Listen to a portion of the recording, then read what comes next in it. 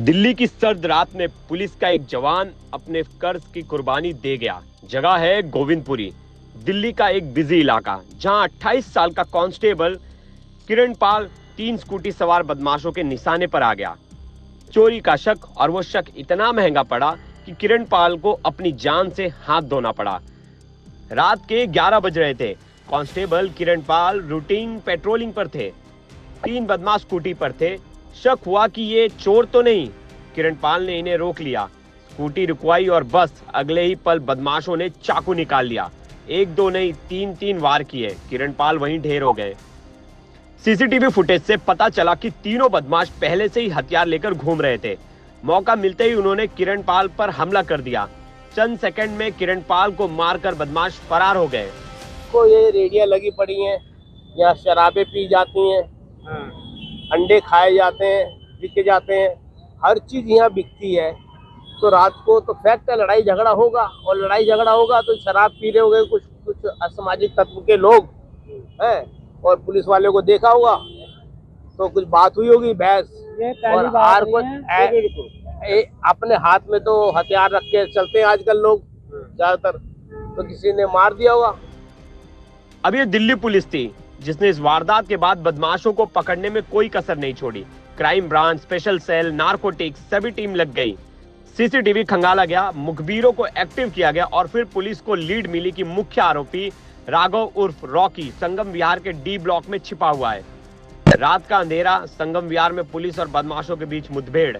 Rocky को police ने पकड़ने की कोशिश की तो उसने फायरिंग शुरू कर दी। कई राउंड फायर हुए।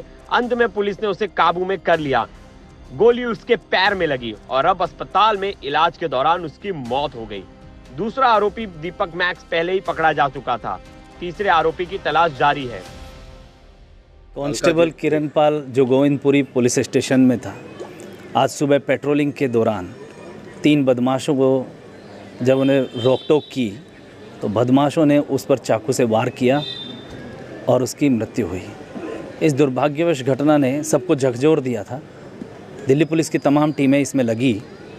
ऐसे में ढूंढते हुए एनडीआर की टीम जब यहाँ पहुँची, दीपक की पहचान, उसे जब इस जगह पे ढूंढ लिया गया और उसे सरेंडर करने को कहा गया तो उसने सरेंडर करने की बजाय टीम की तरफ फायर खोल दिया।